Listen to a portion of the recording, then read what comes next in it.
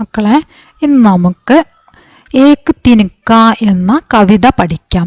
അയോധ്യ സിംഹ് ഉപാധ്യായാണ് ഈ കവിത എഴുതിയിരിക്കുന്നത്. അയോധ്യ സിംഹ് ഉപാധ്യായ് ഹരിഔദ് എന്നാണ് അദ്ദേഹത്തിൻ്റെ തൂലികാനാമം. അദ്ദേഹം എഴുതിയ കവിതയാണ് ഏക് തിനക്ക. തിനക്ക എന്ന് പറഞ്ഞാൽ പുൽക്കൊടി അല്ലെങ്കിൽ വൈക്കോൽ തുരുമ്പ്, അതായത് വൈക്കോലിൻ്റെ ചെറിയ കഷ്ണം ഉണ്ടാവുമല്ലോ, അത് വൈക്കോലിൻ്റെ കഷ്ണം അല്ലെങ്കിൽ പുല്ലിൻ്റെ ചെറിയ പുൽക്കൊടി, ഉണങ്ങിയ പുൽക്കൊടി എന്നൊക്കെയുള്ള അർത്ഥമാണ് തിനക്ക എന്നതിന്. അപ്പോൾ നമുക്ക് നോക്കാം. മേം ഗമണ്ടോ മേ ബരാ ഏണ്ടാ ഹുവാ ഏക് ദിൻ ജബ് ദാ മുണ്ടേരെ पर गड़ा आ अचानक दूर से उड़ता हुआ एक तिनका आंग में मेरी पड़ा. അതായത് ഈ കവിതയിലൂടെ അയോധ്യ സിംഹ് ഉപാധ്യായ് പറയുന്നത് അഹങ്കാരം എന്നത് മനുഷ്യന് പാടില്ലാത്ത ഒരു സ്വഭാവമാണ് അഹങ്കാരം. എത്ര തന്നെ അഹങ്കരിച്ചാലും ഒരു ചെറിയ കാര്യം മതി നമ്മുടെ അഹങ്കാരം ഇല്ലാതാക്കാൻ. അതുകൊണ്ട് മനുഷ്യർ ഒരിക്കലും അഹങ്കരിക്കരുത് എന്ന സന്ദേശമാണ് ഈ കവിതയിലൂടെ കവി നമുക്ക് നൽകുന്നത്. അപ്പോൾ നമുക്ക് നോക്കാം. May ഗമണ്ടോ may ബരാ. ഗമണ്ട് എന്ന് പറഞ്ഞാൽ അഹങ്കാരം, അഹംഭാവം എന്നൊക്കെയാണ് അർത്ഥം. ഞാൻ അഹങ്കാരത്തോടെ, ബരാർണ നിറഞ്ഞ എന്നർത്ഥം, അഹങ്കാരത്തോട് കൂടിയിട്ട് നല്ല അഹങ്കാരത്തിൽ. ഏണ്ടാ ഹുവ.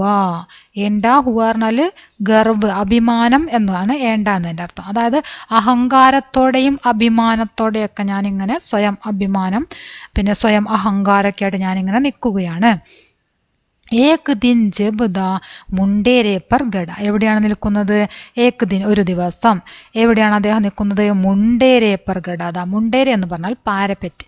പാരപ്പെറ്റിൽ ഇങ്ങനെ അദ്ദേഹം നിൽക്കുകയായിരുന്നു ഒരു ദിവസം. വളരെയധികം അഹങ്കാരത്തോടെയും അഭിമാനത്തോടെയൊക്കെ അങ്ങനെ അദ്ദേഹം നിൽക്കുകയായിരുന്നു.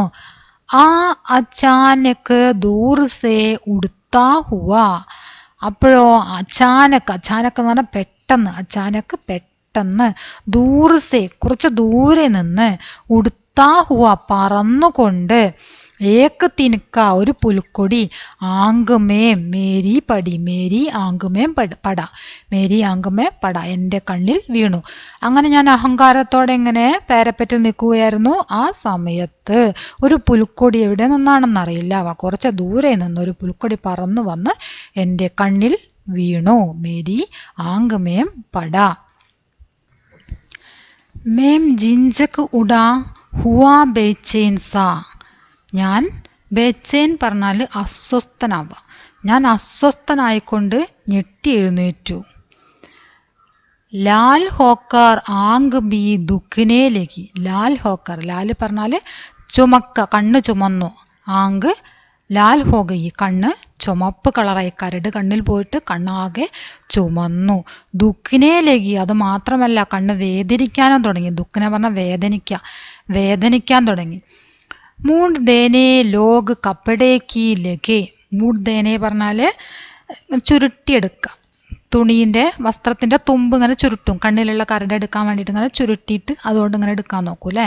അങ്ങനെ നന്നായിട്ട് ഇങ്ങനെ നല്ല അമർത്തി ചുരുട്ടിയിട്ട് അതിൻ്റെ ഒരു തുമ്പ് വെച്ചിട്ട് ഇങ്ങനെ കണ്ണിലെ കരട് തോണ്ടിയെടുക്കാൻ വേണ്ടി ശ്രമിക്കൂലേ, അതാണ് മൂണ്ട് ദേനെ ലോഗ് കപ്പടേക്ക് ലഗെ. മൂട് ദേനെ പറഞ്ഞാൽ ചുരുട്ടിയെടുത്തിട്ട്, എന്ത് വസ്ത്രത്തിൻ്റെ തുമ്പ് ചുരുട്ടിയെടുത്തു. ആളുകൾ വസ്ത്രത്തിൻ്റെ തുമ്പ് ചുരുട്ടിയെടുക്കുകയാണ്. And ബേച്ചാരി ദബേ പാവോം baggy.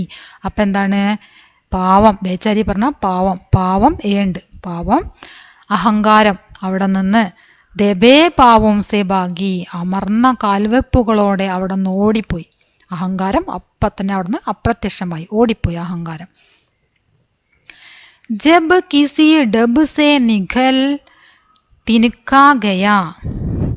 Jab കിസി dub say നിഖൽ തിനക്കാ Gaya. എങ്ങനെയോ വൈക്കോലിൻ്റെ ആ തുരുമ്പ്, അതായത് വൈക്കോലിൻ്റെ ചെറിയ കഷ്ണം പുറത്തു വന്നു.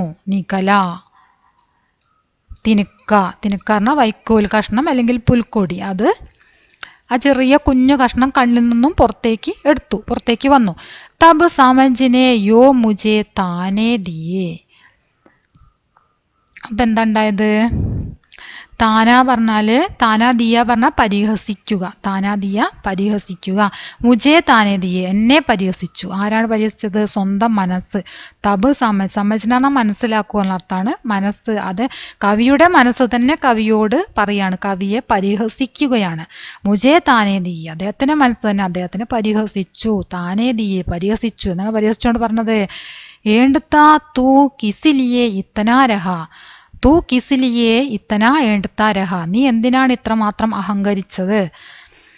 ഏക് തിനിക്കാ ഹേ ബഹുത്ത് തേരേ ലിയേ, ഒരു വൈക്കോൽ തുരുമ്പ് മതി, അതായത് ഒരു പുൽക്കൊടി മതി നിനക്ക് നിന്റെ അഹങ്കാരം ഇല്ലാതാക്കാൻ. ഏക് തിനിക്ക, ഒരു പുൽക്കൊടി ധാരാളമാണ് എന്ന് മനസ്സ് പറയാണ്. അപ്പം എന്താ പറയുന്നത്? അഹങ്കാരം പാടില്ല. നമുക്ക് നമ്മുടെ അഹങ്കാരം ഇല്ലാതാക്കാൻ ഒരു നിമിഷം മതി. നമുക്ക് എന്തെങ്കിലും സംഭവിച്ചാൽ എന്താണ്? നമ്മുടെ അഹങ്കാരം അപ്പാടെ ഇല്ലാതാവൂലേ?